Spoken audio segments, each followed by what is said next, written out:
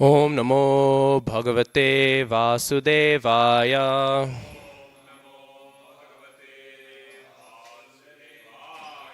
Om Namo Bhagavate Vasudevaya.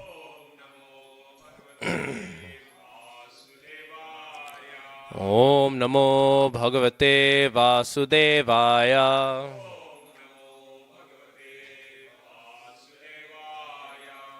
So, reading today from Grantharaj Srimad Bhagavatam, Canto 4, Chapter 22, Text 55.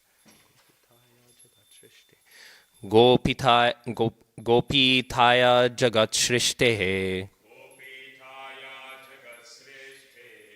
Kale Sve Sve Chutatmakaha Manovagritibhi Saumyair Gunai Samranjayan Prajaha Gopithaya Jagat Shrishte Kale Sve Sve Chutatmakaha Manovagritibhi Saumyair Gunai Samranjayan Prajaha Gopithaya Jagat Shrishte Kale Sve Sve Chutatmakaha Manovagritibhi Saumyair Gunai Samranjayan Prajaha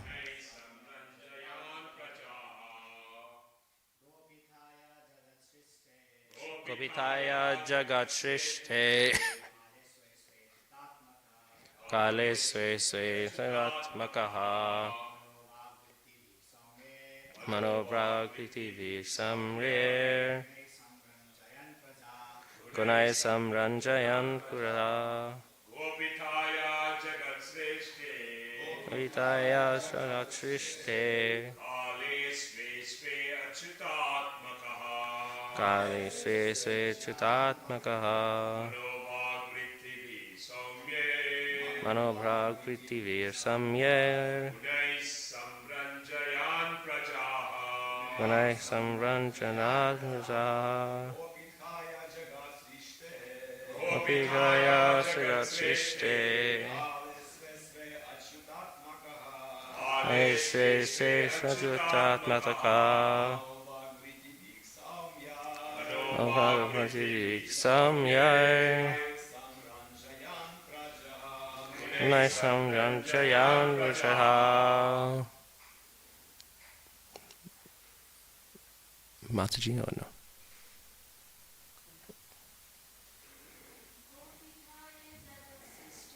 Gopithaya Jagat Shrishte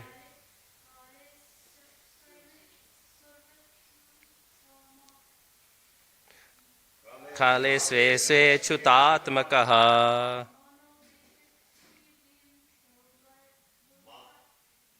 Manovagritibhi Samyair Gunai Samranjayan Prajaha.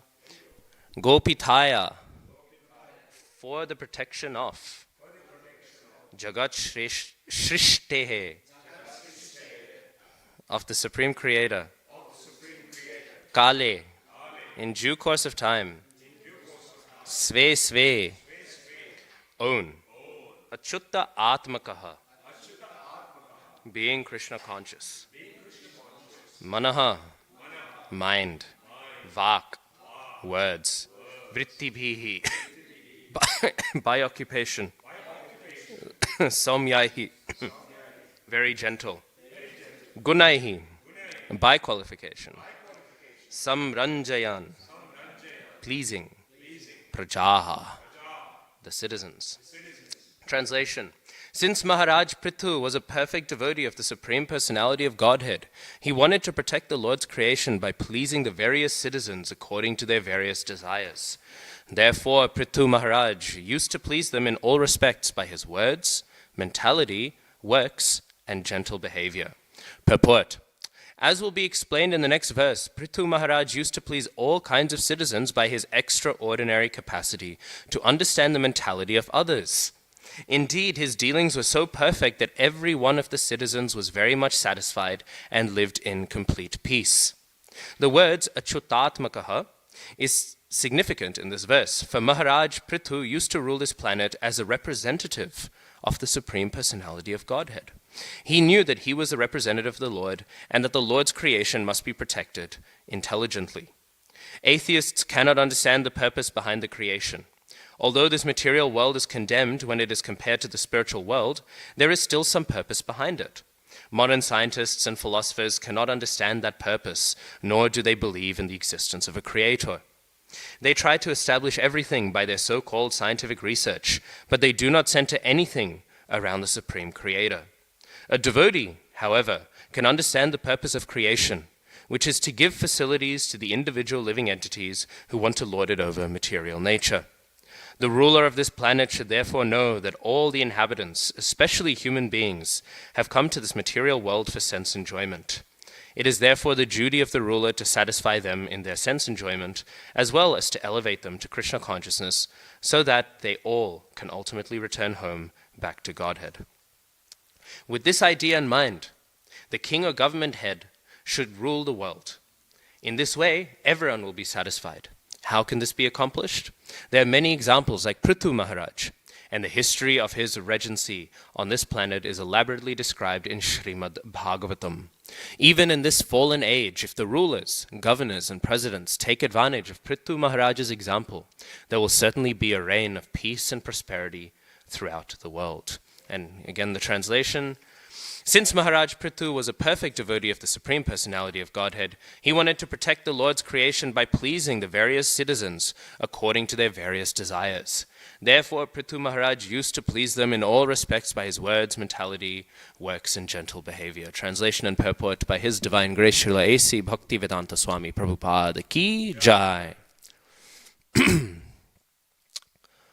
Om Jnanatimirandhasya Jnananjana Shalakaya Chakshurunmilitam Yena Tasmai Shri Gurave Namaha Shri Chaitanya Manobhishtam Sthapitam Yena Bhutale Soyam Rupah Kadamahyam Dadati Svapadantikam Vandeham Shri Guru Shri Yuta Padakamalam Shri Gurun Vaishnavamscha Shri Rupam Sagrajatam Sahagana Raghunathanvitam Tam Sajivam Sadvaitam Savadhutam Parijana Sahitam Krishna Chaitanya Devam Shri Radha Krishna Padan Sahagana Lalita Shri Vishakhanvitamscha He Krishna Karuna Sindho Dinabandho Jagatpate Gopesha Gopika Kanta Radha Kanta Namostute Tapta Kanchana Gaurangi Radhe Vrindavaneshwari Vrishabhanu Sute Devi Pranamami Hari Priye Namo Mahavadanyaya Krishna Prema Pradayate Krishnaya Krishna Chaitanya Namne Goratashe Namaha Vanchakalpatarubhyascha Kripa Sindhubhyeva cha Patitanam Pavanebhyo Vaishnavebhyo Namo Namaha Jai Shri Krishna Chaitanya Prabhu Nityananda Shri Advaita Gadadhara Shri Vasadi Gaur Bhakta Vrinda Hare Krishna Krishna Krishna Hare Hare Hare Rama, Rama Rama, Hare Hare. Hare Krishna. So, nectarian translation and purport.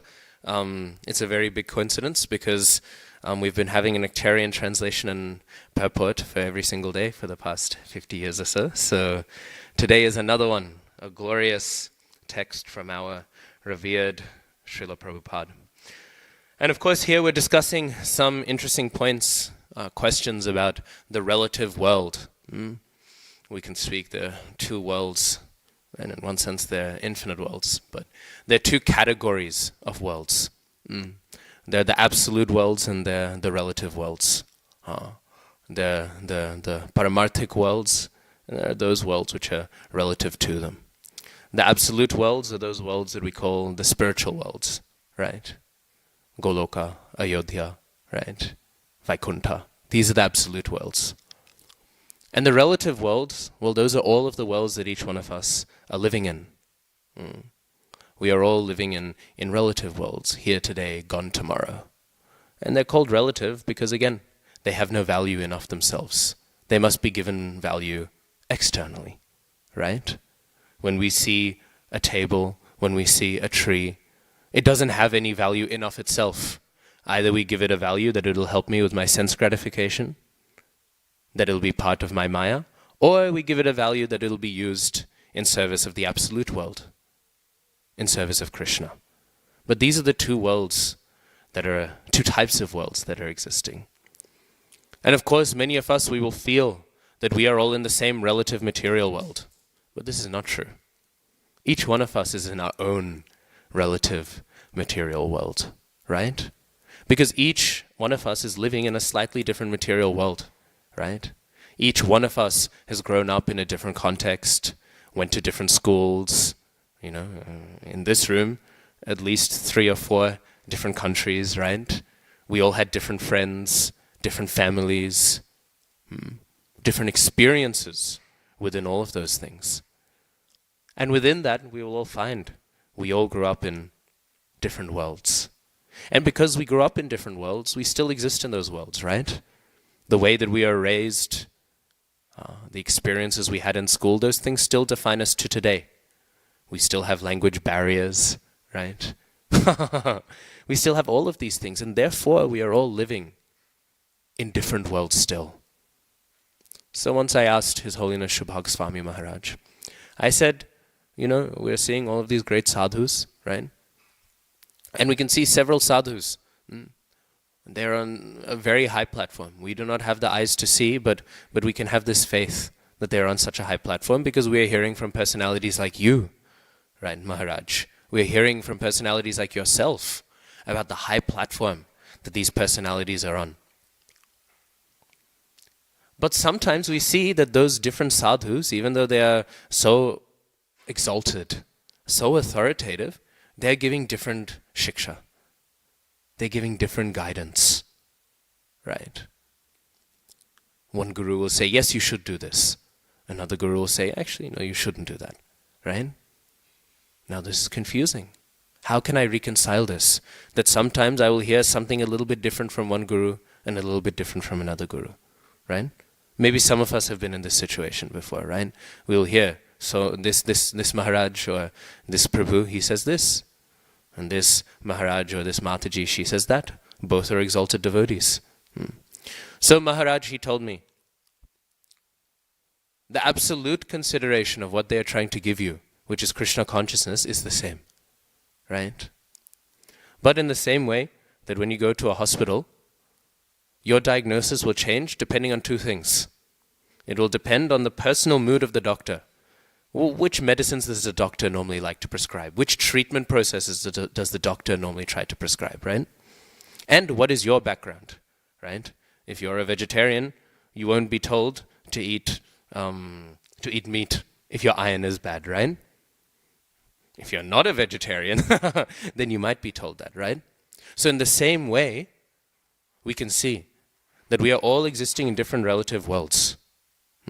And depending on which relative world we are in, we will be given different advice. And what is good advice for one person's relative world is bad advice in another's. So kal, desh, patra, right? Time, place, circumstance. This principle doesn't just apply to the country the acharya is in, to the country the sadhu is in. It also applies to the very person that acharya is talking to. And so we see that especially in this material world, especially when it comes to questions like what Pṛthu Mahārāja is being discussed about here, we will see that there are a lot of different strategies to ultimately bring people to the highest purpose, which is to please Krishna. There are so many different strategies and so many different understandings. And in fact, today is of course a very special day. What is today? Vaman Dwadasi is also, sorry? Yes, and Jiva Goswami's Avirbhav, right? So, today is a very significant day, and we can see some points about this in that pastime of Vaman Dev, right? Because of course we know Vaman Dev, what is he doing? He is appearing because there is one certain demoniac ruler, correct? Who is this ruler? Who is this ruler who Vaman Dev has appeared to interact with? Bali Mahārāja, right? And we know Bali Mahārāja, he's very successful in his conquests, right?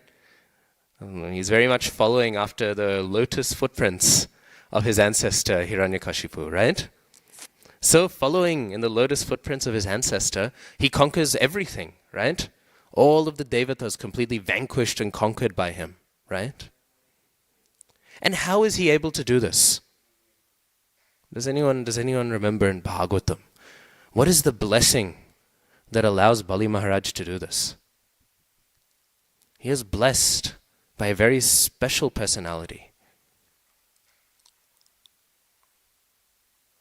Who is blessing Bali Mahārāja to do this? Prahlad Mahārāja, right? When he is involved in his conquest, he takes the blessings of the Brahmins and he takes the blessings of his great ancestor Prahlad Mahārāja. Now we know, if a Vaishnav wants to give something, we will get it. Krishna is bound by the words of the Vaishnav. And if the Vaishnav blocks something, Krishna, he is bound as well. So we know that to a degree, Bali Mahārāja, his success has been blessed by Prahlad Mahārāja. But now this is very confusing, isn't it? Why is Prahlad Mahārāja allowing the conquest of the devatas? Correct? This is confusing, mystery, right? What is going on?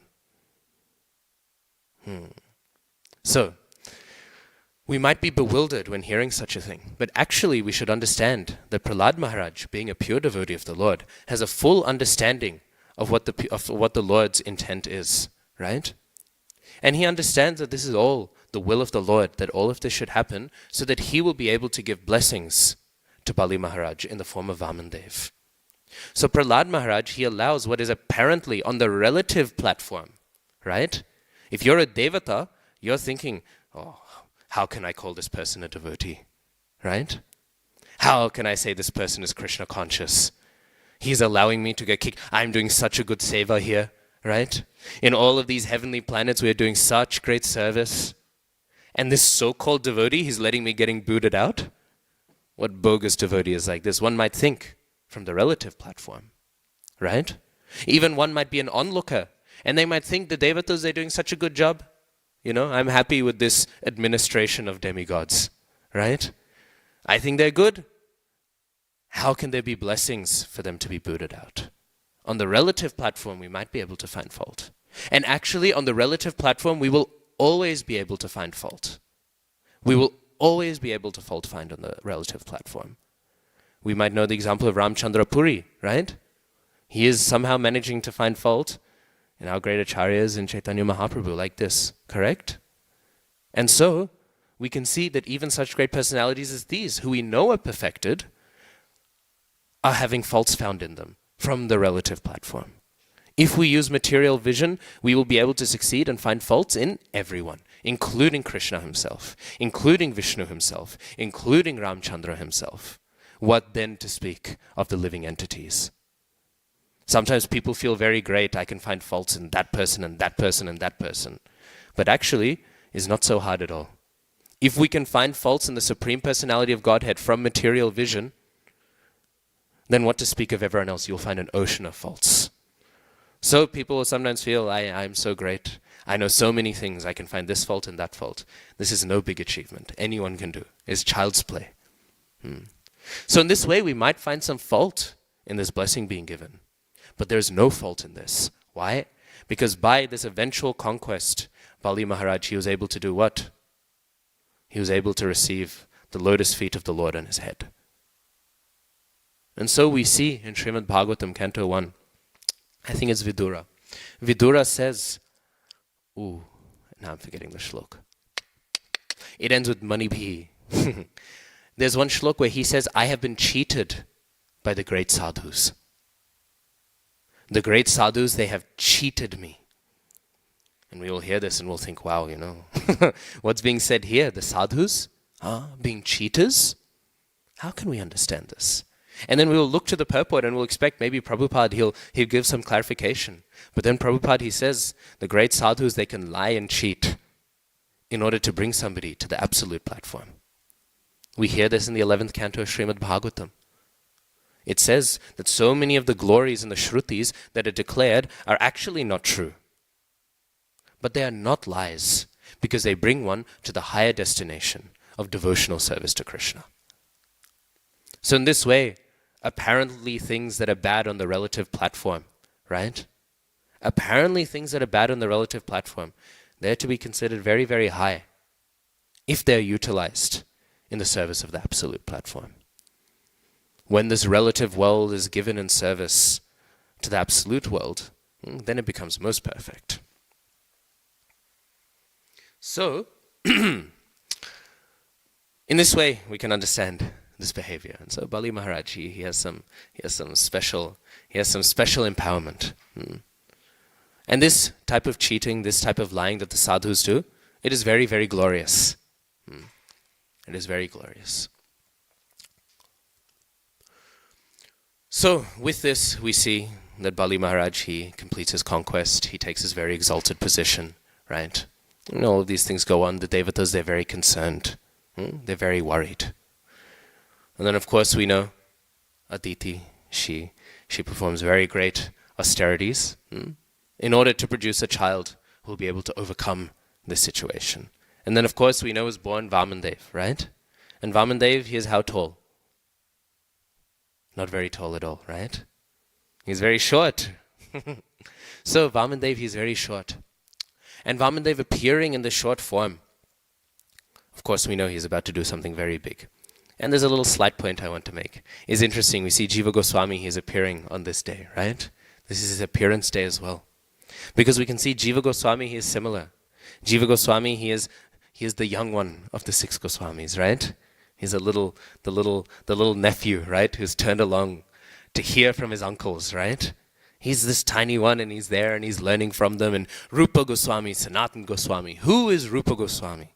Rupa Goswami, he is our Rupanuga Gauriya Vaishnav Guru Varga, founder Acharya, right? All of us who are followers of Chaitanya Mahaprabhu, Shri Chaitanya Manobhishtam, right? We are the Stapitam Yena Bhutale, Soyam Rupa Kadamahyam, Dadati Svapadantikam. We are all followers of this great Rupa Goswami who has unveiled the heart of Chaitanya Mahaprabhu for all to see. How glorious is Rupa Goswami. And then Sanatan Goswami, Sambandha Acharya, all of the original literatures of our Gauriya Vaishnav Sampradaya emerging from his transcendental mind.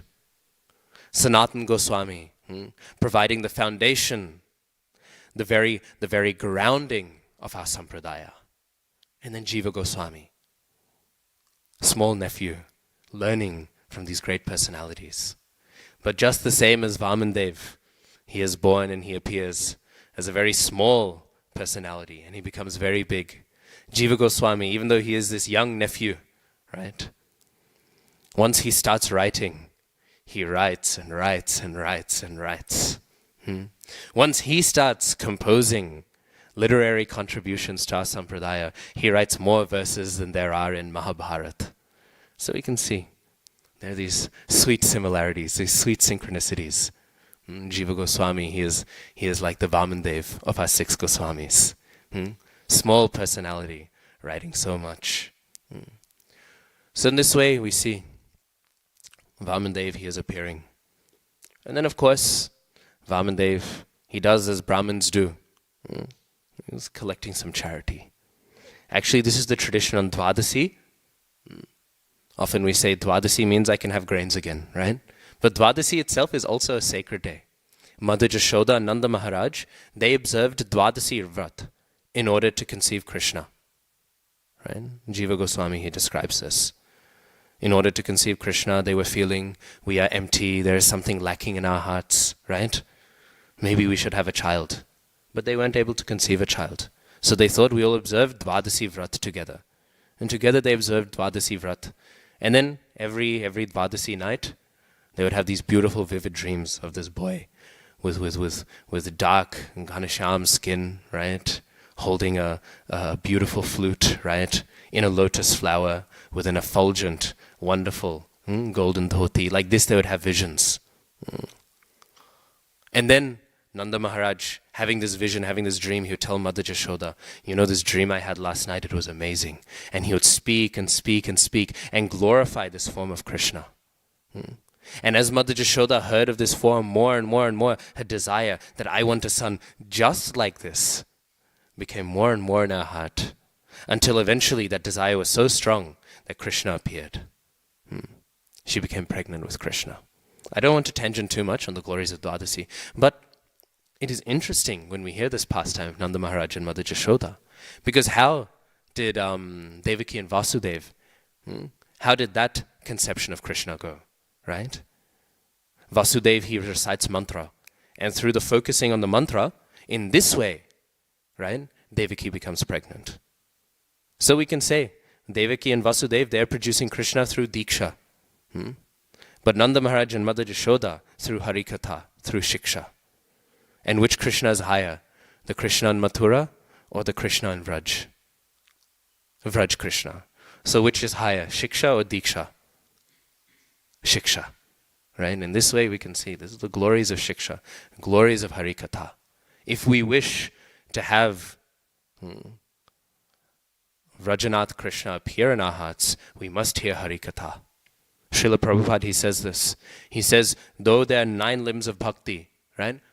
Shravanam, Kirtanam, Smaranam, Padasevanam, Archanam, Vandanam, Dasyam, Sakyam, Atmanivedanam. Though there are these 9 angas of bhakti, Srila Prabhupada says, without Shravanam, we will not be successful in our Krishna consciousness. So, Hari Katha, by hearing the pastimes of Krishna, and not just hearing any Katha, but hearing Hari Katha. Sometimes we are very satisfied. We will listen to outreach classes only. But we must also hear from our spiritual master the pastimes of Krishna, the pastimes of Srimad Bhagavatam. If we are not hearing these pastimes, we will fall down. We will have no stability in our bhakti. Anyway, so on this point, Dwadasi. Dwadasi is a very glorious day. It's not just the day where we break our fast. Dwadasi is a very glorious day. And if we observe penances, if we observe charity on this day, we will have many great results. And one of the great penances that is done on Dwadasi is charity to the Brahmins. And therefore, the Brahmins know that this day is also a good day to beg, right? Because they know everyone will be thinking a little bit. It's a bit like our fundraising for our temple, right? We get some donations, but on Janmashtami, Hare Krishna, right? Everything shoots up, right? On the festival days, the donations are coming, and then it's a festival day, and then boom, and then a steady flow, and then a festival day, and then boom, and then a steady flow, like this. Dwadasi is like this. It's a day when people are more ready to give, and therefore the day when the Brahmins are more ready to ask. So this is the glory of Dwadasi. And so, as he's going around, there's this one beautiful Brahmin, right? Vamandev. And he goes up, and he meets this personality, Bali Maharaj. And meeting him, he begins to ask. He begins to ask for alms. And he does so, initially, by what? What does he do? This part everyone finds confusing in Srimad Bhagavatam. What does Vamandev do with Bali Maharaj? He begins to glorify his ancestors, right? And who does he glorify? Who are the glorious ancestors of Bali Maharaj? Prahlad Maharaj and Hiranyakashipu and Hiranyaksha. And he begins to glorify them. He begins to say these great personalities, right? He begins to say, Hiranyakashipu, what a dharmic man. And he speaks about Hiranyaksha. And he talks, very interestingly, he talks about how Vishnu himself, it's a very famous verse. He says, Vishnu, out of anxiety, he's fleeing and hiding into the nose and then into the heart of Hiranyaksha. So he's making all these glorifications. What a great family you're coming from, Bali Maharaj. What a great family. Now, there's an interesting point to be made. This word anxious is used to describe. This word anxious is used to describe the Supreme Personality of Godhead. Now this is very interesting. How can we say that Krishna is anxious? How can we say that Vishnu is anxious, especially about a demon, right? How do the demons give any anxiety to Krishna, right? When Krishna would fight the demons, when he was Dwarkanath, right? When he would fight the demons, sometimes he would go and then they would launch all their weapons. They would shoot all their bows. They would launch all their mantras. They would launch all their weapons. Krishna, he would take his chakra. He would kill them all first, and then he would deflect their weapons. Right? Just to show, I'm just having fun here. Right? So why can we say that Vishnu, he is having anxiety?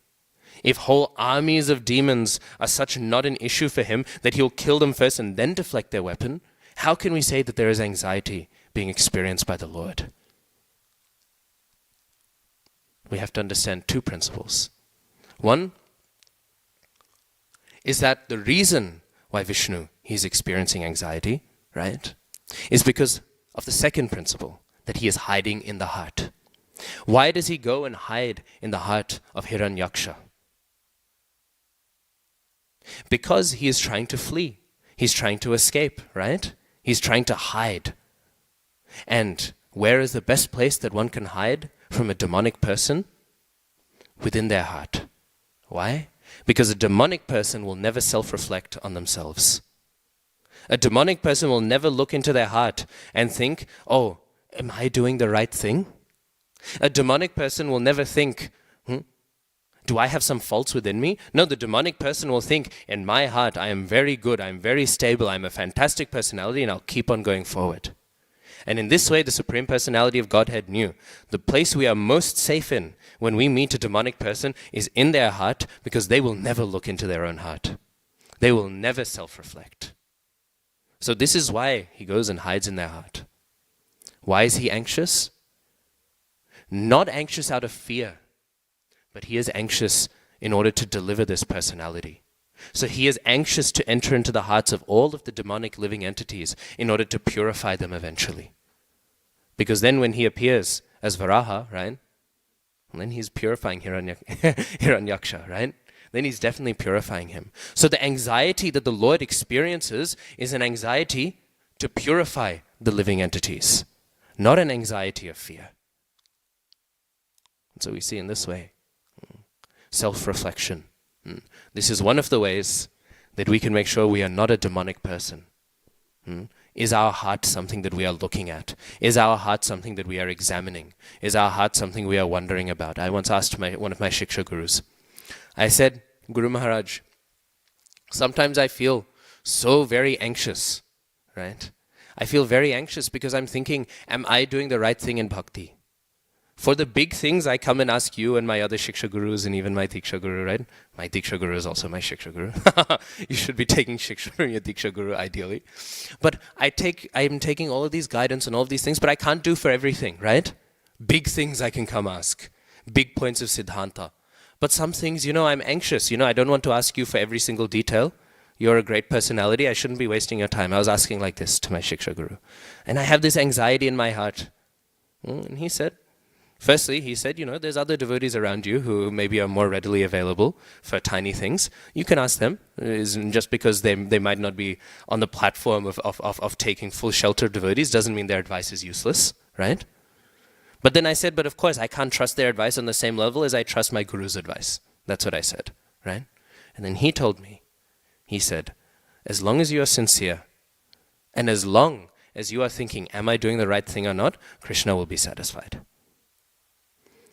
He said, this is the important thing. If we are reflecting in ourselves, and if we are sincere, he told me, he said, as long as you keep having this anxiety, Toshan Krsna, that's what he said. As long as you keep having this anxiety, am I doing the right thing or not, you'll be doing the right thing.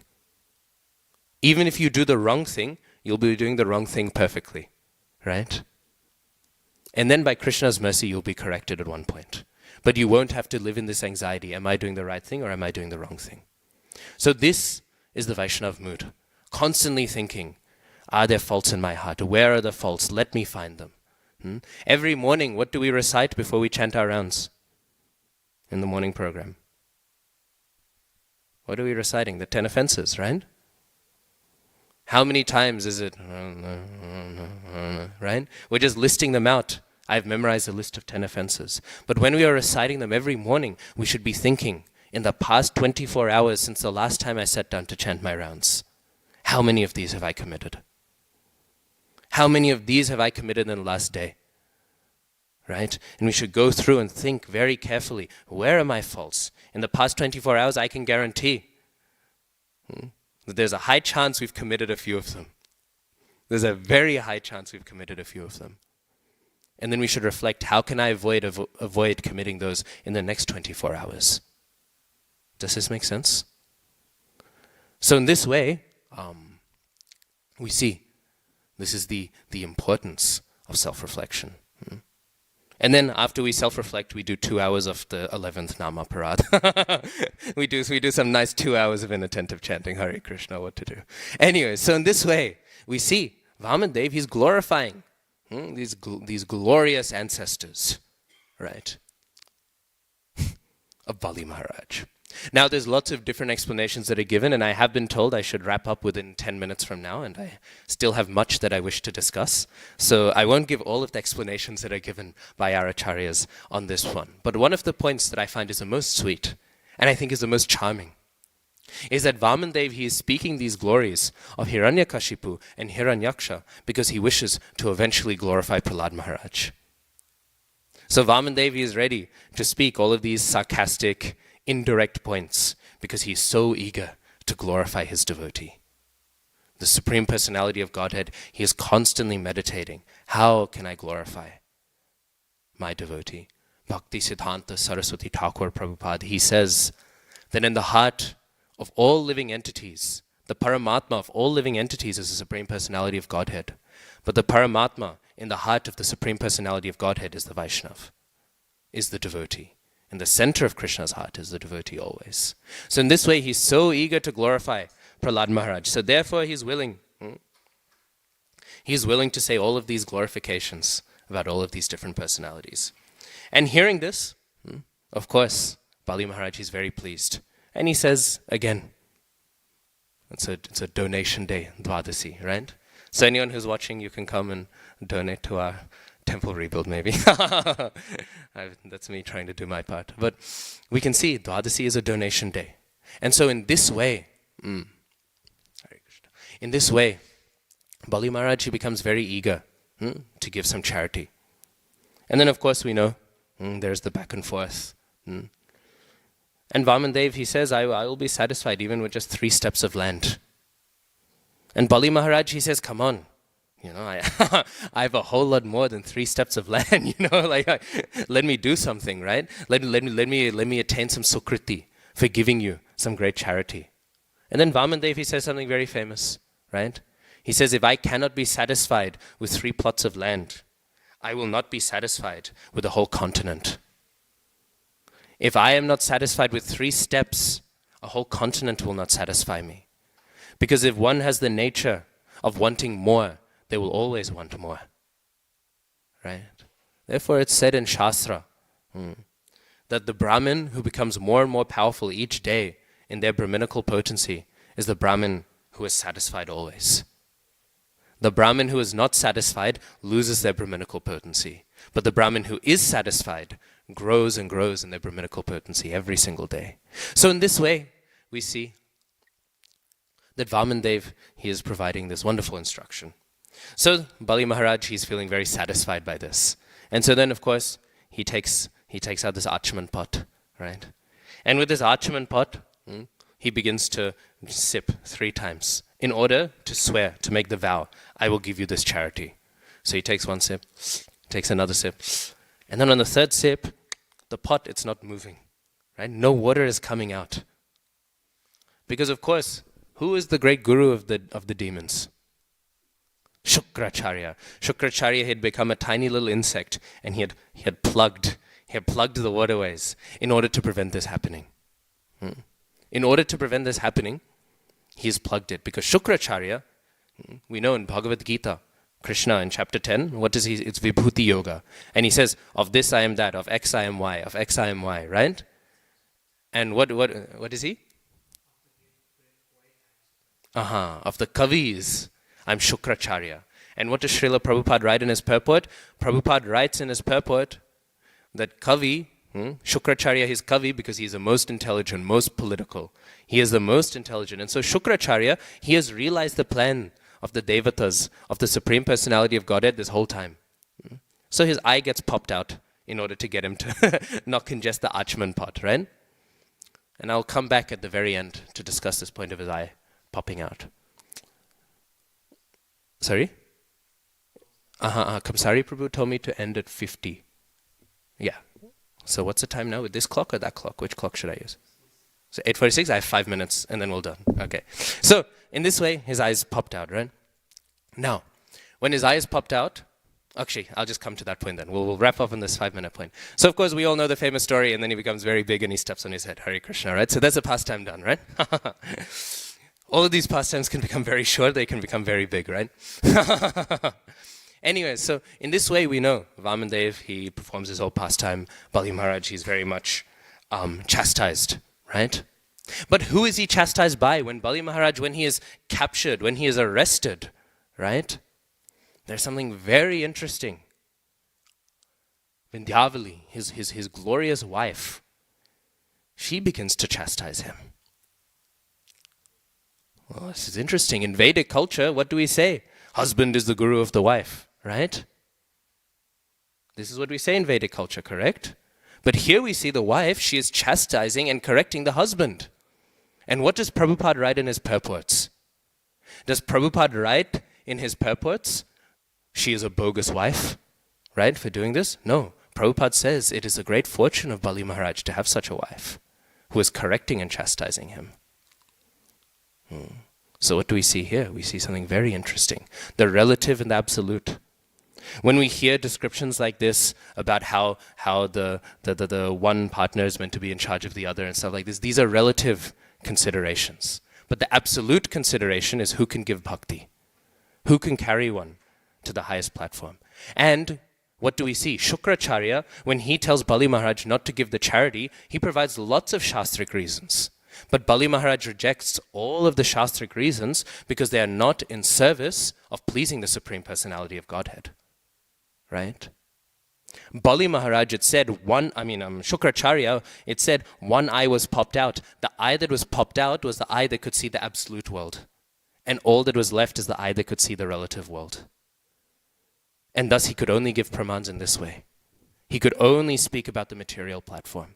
And so we can see this in the conclusion of that pastime, of this pastime. We see Bali Maharaj chastised by his wife. We see Bali Maharaj doing the right thing and not listening to his material guru. Right? Why? Because the absolute always wins over the relative. So sometimes we are hearing these points on relative things, and they're being used to discourage people in the absolute platform. But the relative platform is useless if it does not serve the absolute platform. We can think of another example, and on these two examples I'll wrap up. We can think of another example, the example of Chaitanya Mahaprabhu when he's having darshan of Jagannath, right? And one lady, she becomes so ecstatic to see Jagannath, she climbs on Mahaprabhu's back and stands on his shoulders. And then Govinda, the servant of Mahaprabhu, starts chastising this woman. And what does Mahaprabhu say?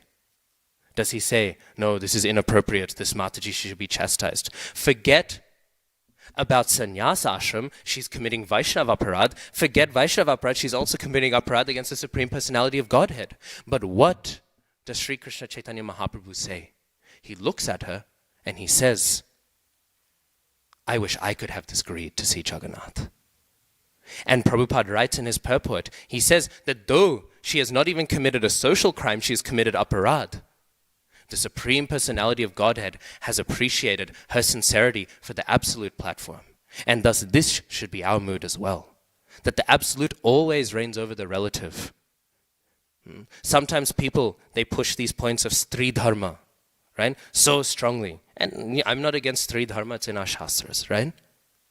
But we should never push Sri Dharma in such a way that we discourage a Mataji or Hare Krishna, that we discourage somebody from taking up to the absolute platform. We should never become like the servant trying to drag the Mataji down. We should always imitate Sri Krishna Chaitanya Mahaprabhu, who is trying to push her up. So in this way, we should never let the relative, we should never let the social, we should never let any of these cultural considerations get in the way of the absolute consideration, right? In the same way that Bali Maharaj, right, the position of the wife in Vedic civilization did not get in the way of him receiving her mercy, of her chastisement. In the same way, we should never become an obstacle by promoting the relative over the absolute. The relative is always in service of the absolute. And this is the point Srila Prabhupada is making in this purport. Mahārāja Pṛthu, his glorious rule is glorious because he provided very good relative conditions in order to serve the absolute consideration of pleasing the Supreme Personality of Godhead. Grantharaj Srimad Bhagavatam ki, Srila Prabhupada ki jai. Hare Krishna. Ananta Koti Vaishnava Vrinda ki jai. Hare Krishna.